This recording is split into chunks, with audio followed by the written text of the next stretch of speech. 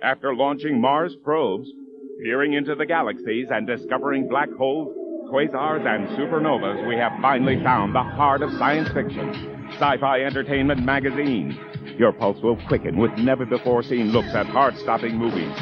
The hottest TV shows, plus eye-popping books and videos, even a complete interplanetary guide. Sci-Fi Entertainment doesn't skirt the boundaries of the imagination. You will have the heart of science fiction in your hands when you subscribe now. You'll get a year's subscription for just $19.95 by calling 1-800-77-SCI-FI. That's 9 issues, all for a price that won't grade you. Yes, it is shockingly low. But that's all a subscription to Sci-Fi Entertainment Magazine costs.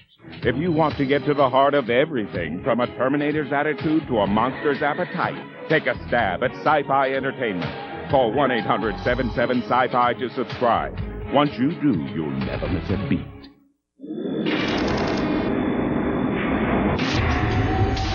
Hi, I'm Scott Bakula, and you're watching the Sci-Fi Channel. Hi there, I'm Phil in Toronto, searching for evil, any evil in Canada. You know, since the beginning of time, people have been infatuated with monsters and the concept of evil. Our generation has had our own evil, malicious creature. I'm Nick at the Jekyll and Hyde Club in New York City. Monsters and evil are topics people keep coming back to, and the comic world is no exception. We've got vampires, serial killers, paranormal investigators, and all sorts of scary things.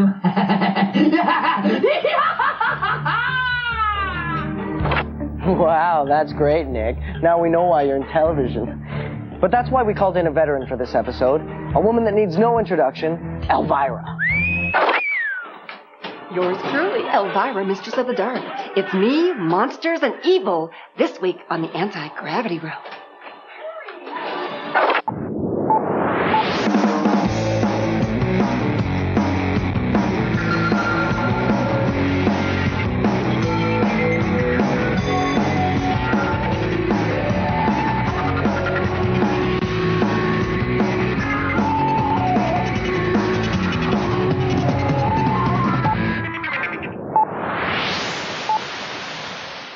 What would you do if your world was being controlled by Orwellian robots who were brainwashing your youth and destroying everything you love? Why not break into a graveyard and throw on some bandages and giant boots with mirrors on the bottom? Makes perfect sense to me. Oh, foot soldiers, just watch. Okay, I'm here with Jim Kruger, creator and writer of Foot Soldiers. Jim, can you tell us a little about the backstory of Foot Soldiers? Yeah, the backstory has to do with what I was seeing in the comics field a lot. You know, you had some of the classic characters doing things they swore they never would. You know, you'd have heroes killing and that sort of thing. And I thought, wow, that sense of heroism is really dead. And that got me thinking about there being a graveyard where all the heroes were buried. The Foot Soldiers begins where 3 kids go to the graveyard of forgotten heroes and rob the graves, literally filling the shoes of the original heroes. And then they try to bring some sort of, you know, justice back to this totally fallen world. Johnny Stomp with his giant boots and the mirrored bottoms. I love the idea that the last thing a bad guy is going to see is his own frightened image coming right down on top of him as he's getting ready to be stomped. Jim, I've heard you base villains on what really scares you. Can you tell us a little about the villains of Foot Soldiers? I get really afraid of things that are over here that I don't really know what they are. And so the Peripheral Man is a case in which he's this guy who, like, stands in the corner of the eye and hides in plain sight. And as soon as you see someone over here, immediately you turn, and then he's gone because you're looking at him straight on. And the second villain in the second issue is the Travesty Tapestry, and she's got this giant tapestry that she's able to, you know, make wind around people, and when it's wound around a person, their hidden fears show on the outside of the tapestry for, like, the whole world to see. So what is it you think that draws people to evil? Well, you know, it's like, I think there's something dark and terrible inside each one of us, and so we're attracted to it because it reflects something about us. We like to see the dark stuff, and then we like to see a hero, you know, overcome it so that we're not overcome by, you know, those things inside of us that make us want to do things that we know we shouldn't. Jim Kruger, Foot Soldiers, and more. Check him out. I have to admit, I was reluctant to pick up the book at first, but after reading the first few pages of Vampirella, I realized she's more than just a scantily clad woman with big breasts and large hair. We talked to the creators of Vampirella to see what they had to say. Okay, we've successfully caged every person who's ever worked on Vampirella. Guys, can you intro yourselves? Yeah, Tex, painter. Jimmy Palmiotti, anchor. Amanda Connor, penciler. Ray Lago, painter. All right, guys, I've got a tasty treat for you. If you're good, your editor, Dave Bogart. Okay, Amanda, can you tell me about the story of Vampirella? Okay, as you know, Vampirella is dead. Okay. But he's come back to life in this town, and it's overrun with vampires. So what she has to do is figure out where she came from, where she's going to, and how to deal with all the vampires. All right, Tex, what about the characters? Yeah, Nyx, she's evil incarnate. Emma, she's Sculpture Blood.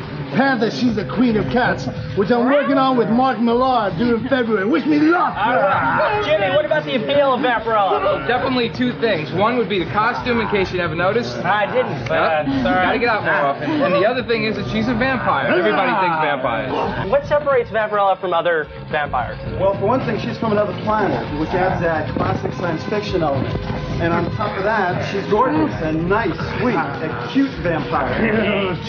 Gotta love that. Okay, if you guys could draw a story by any writer for Vampirella, what would it be? I think mine would be Garth Ennis, because he's got a real macabre sense of humor. Yeah, Frank Miller, just because of cinematography, yeah. Quentin Tarantino, because, hey, why not? Kurt Busiek, he knows how to treat classic characters. Who draws the best Vampirella? Frank You guys been good, so you get your treat.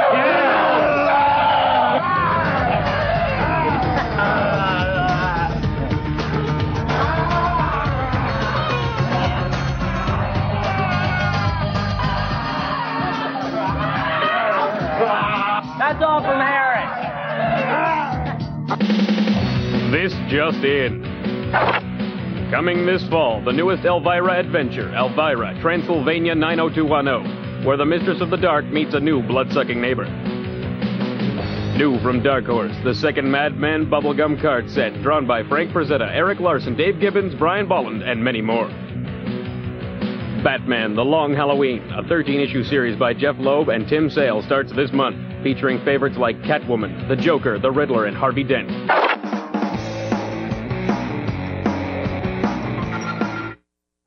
This Sci-Fi Channel program is brought to you by Boost Nutritional Energy Drink. Boost, for life in the real world.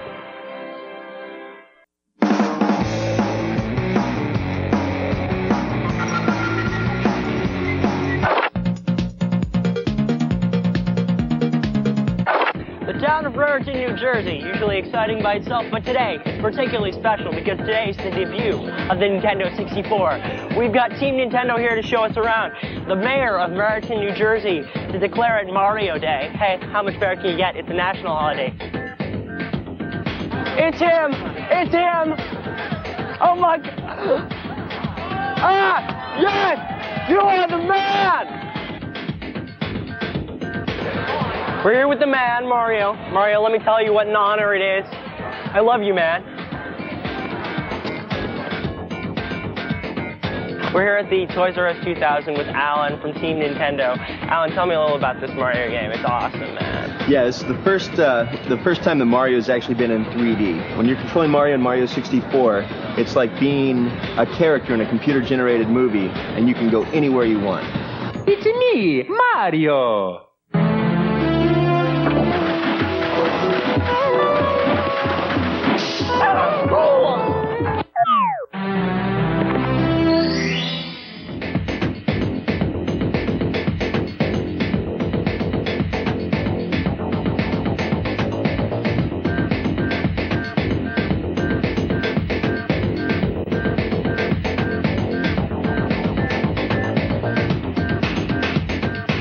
Nintendo 64.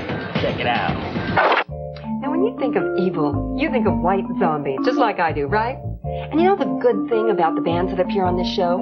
They don't use this segment for blatant self-promotion. They use it because they have a vested interest in comics. They care, just like I do. Okay, I'm here with Rob Zombie of White Zombie.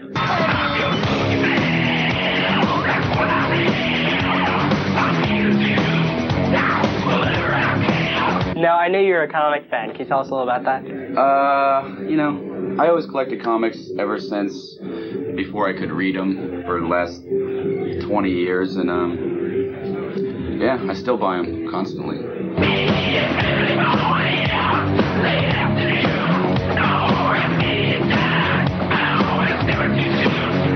I never read them. If I see art I like, I buy it to have it. But I won't. It's it's all. I feel it's just there to rip off the kids. There was a time where it was cool, but now everything's got 900 parts crossed over into a million titles you don't want to buy, and all these rip-off covers.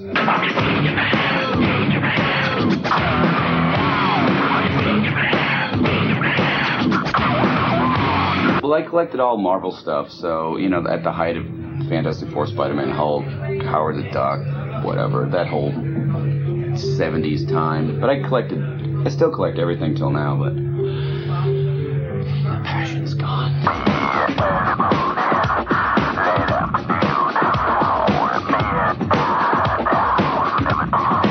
Now, I noticed you've got some body art going. You got any comic characters on you? Places that you can show? No, I don't. Oh, it's mainly just women. I didn't want a lawsuit on my hands. Ah, that's a good point. You stick a Mickey Mouse on, you're in jail, buddy.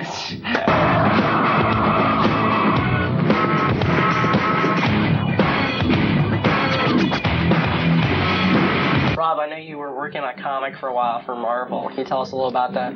Yeah, I was working on a comic. It was like an anthology thing with a bunch of different stories, and it was basically an excuse for me to work with all the artists that I always liked. And just did some stories. Did one with Gene Colan. He did a story that was great where it had he drew Howard the Duck into the story and Dracula and all the stuff that he does great. I never really got that far. It just seemed like a weird place. Ah, it's true. Alan Moore is one of comicdom's greatest writers. He also looks like a Hell's Angel. But the Hell's Angel thing really has nothing to do with From Hell, Alan's story of one of the world's most malicious serial killers, Jack the Ripper. From Hell grew out of my desire to actually see if I could handle a murder in comic strip terms, because it struck me that a murder was a complex human event that had a lot of different threads running out from it that might be interesting. It took me a long while to decide which murder. I went through an awful lot of different possibilities, none of which had quite the mythic aspects that I was looking for. And then finally I started reading a couple of books upon Jack the Ripper and realised that there was a huge amount of stuff that had not been touched upon. All of the Ripper books had basically come at it from the same angle, as a whodunit. Which is a pretty stupid question, really. I mean, like, the bodies have all been cold for 100 years now. We are never going to know who did it. That is the simple truth. It's more interesting to me not to bother with that aspect of it, but to try and explore not so much who done it as what happened. To try and follow out the threads that connected with the murders, all of the social implications, the mythological implications, the famous people, the Victorian celebrities who, however tenuously, were connected with this strange dark vortex that sprung up in the middle of Whitechapel. And like I say, with From Hell, the research was sprawling. It wasn't just to do with murder, it was to do with architecture, it was to do with London, it was to do with legend and history. What I did with From Hell was to try and take all of the facts, or factoids, things that people said had happened, but, well, you're not sure whether they did. All the legends, all the rumours, and try to fit as many of those into a coherent picture as I could. Of all of the murderers, he is in a special category, because he was never caught, he was never given a human dimension. Jack the Ripper is just this fictitious black figure with the Gladstone bag, the top hat. He has escaped completely into legend. He is almost like the patron saint of serial killers. He was the first one that we identified as such. And if you hear the testimonies of his later disciples, if you will, the Boston Stranglers, the various other serial murderers, they all seem to quote Jack the Ripper. He's a kind of touchstone. He is the Wright brothers he's the Elvis of serial murder. Oops. Concrete and Challengers of the Unknown, and the entire cast of Independence Day wrestle the cast of First Wives Club to see which movie was worse. Up next.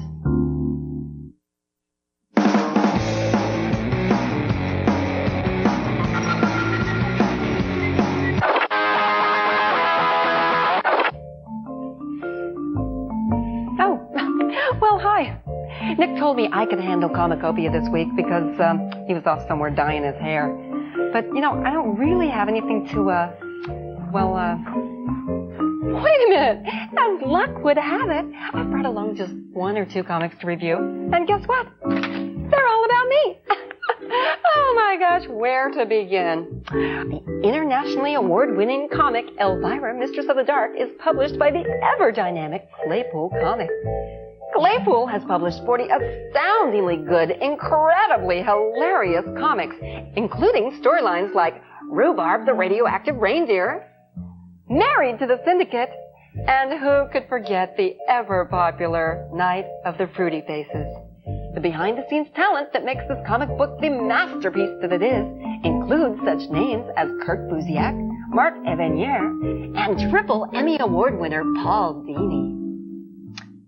Well, I find absolutely nothing bad to say about these comics. Therefore, I give them 5 out of 5 G's on the anti-gravity scale. Well, that's about it for Comicopia. Nick will be back next week with hair that'll burn your retinas out. Until then, unpleasant dreams. To find the comic store in your neighborhood, call Comic Locator at 1-888-266-4226. That number again is 1-888-266-4226. The Challengers of the Unknown are a group of people who fight off supernatural phenomenon. They didn't make it in time to stop the movie Phenomenon from being made, though. But no one's perfect. Mr. Carter, I can't believe it. I swear to God, yeah. Challengers of the Unknown is about 4 individuals who have seen the beyond and brought something back with them. Soon they will feel compelled to not only seek the beyond, but challenge it, to challenge the unknown, and the truth may kill them. What's the future for the Challengers? The future for the Challengers is dark and unknown and frightening. I can guarantee that. Book of Fate. Book of Fate is about Jared Stevens, who has been enlisted as the repairman to reality. The warranty on Earth has run out, and if something goes wrong, he's the man you call. He will do it for a price. Scare Tactics. Scare Tactics is about 4 very young boys and girls, one of whom is a vampire, another a werewolf, another one mutated by a fallen meteorite, and another one whose genetic experiments by his father have turned him into a living snake. Each one of them is trying to find their way in life, but frankly, they're all quite disgusting and can't really walk in the light of day. Their only recourse to hide from society is to pretend that they are a musical group so that no one questions their freakish appearance. Night Force. Night Force is about any individual, could be you, could be anyone walking down the street who is suddenly enlisted into a war between heaven and hell by the enigmatic Baron Winters. He lives in a house where he can only leave by the back door, but the back door never leads to our time or our reality. How do these 4 books connect? It is a shadowy, unseen portion of the DC universe that we have not visited in quite some time. Things that Superman and Batman may not notice may affect you quite dearly. What's the future for this universe? Only the orb of the weird can predict, but I can safely say that it will be somewhere where no human has gone before. We'll be waiting. Good. You know, not all monsters are evil. Why, some are really downright decent and humane. Take Concrete by Dark Horse Comics, for example. Sure, he's a 12-foot man. He's got the power to tear bones, rip flesh, burst organs. But all he really wants is to be loved. Oh, and a chance to direct. Okay, it's beautiful San Diego, and I'm here with Paul Chadwick. Paul, how do you do? Howdy. So tell me about Concrete. Well, he's a 1,200-pound, rock-coated guy who wants to be a travel writer. So where did you get the idea for Concrete? Well, this is pretty Freudian, but I was lying in bed one night. I've always liked a lot of heavy covers on me. And, you know, it's my version of returning to the womb. But I used to imagine myself buried in rubble. And I guess on some level I knew that would hurt. So it evolved into being coated with rock. And I guess the next step was wondering what a rock-coated person would do with his life. And asking and answering the next question is where Concrete came from. Now, why did you decide to write a story with that environmental? For Think Like a Mountain. Back in 1990, Mike Richardson told me about the big Earth Day 1990 hoopla that was brewing. And for the first time in my life, I really researched the issue. And I learned about Earth First and the radical edge of the environmental movement. And I thought, what if this very work within the system pacifist guy got involved with these hell for leather radicals? Is it important for you to write about things you believe in? Well, I'm a lot like concrete, and I'm not a really passionate person. But as I research these things, that passion grows. So it's really the writing that creates the belief, more than the belief that starts the writing. So when you first started out, did you think you'd come this far?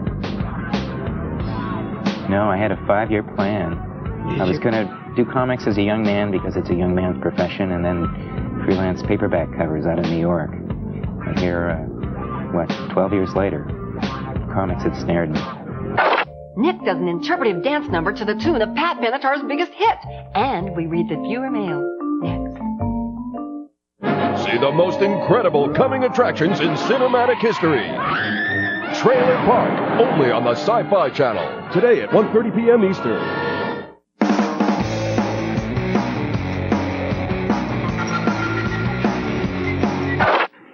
M. Lucius writes, I saw your reviews of Superman and Hulk cartoons and enjoyed it. I'm taping them for my collection. Well, Lucius, I hope you realize that you need the express written consent of the producer of the show as well as the network that it was broadcast on in order to make copies of it. We have alerted the FBI of your whereabouts, and they are currently en route to your house. Remain calm and hey, keep watching. Nikki wants to know what happened to Sailor Moon. Why isn't she on TV anymore? Well, Nikki, it appears that Sailor Moon was in fact a communist. She defected to the former Soviet Union, where she'll be promoted to full colonel in the new secret police. There she'll have a new show, Sailor Minsk. She is a pinko.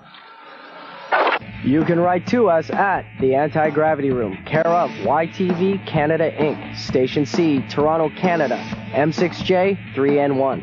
Or you can email us at antigravity@ytv.ca. Don't forget to check us out on the World Wide Web at www.antigrav.com. Pretty frightening stuff, huh? If we had more time, we'd show you all that footage of Bigfoot and shots of an actual exorcism. Maybe next time. No way, that purple thing at the opening was scary enough for me. Man, that thing is creepy. What are you talking about, Nick? I think he's so cute. Thanks for watching. See you next time on the Anti-Gravity Room. And until then, unpleasant dreams.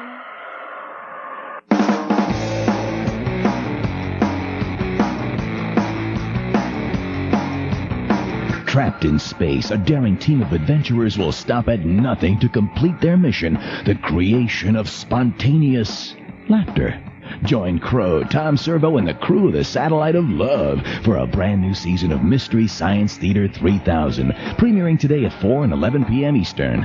And later, a medical breakthrough renders an innocent scientist completely transparent. Now he's turned his own misfortune into a weapon against villainy. Invisible, the Chronicles of Benjamin Knight, just one of the astonishing tales you'll witness in the dimension of imagination. Tonight, beginning at 7 p.m. Eastern. Now, stay tuned for the Odyssey, Sci-Fi Channel next.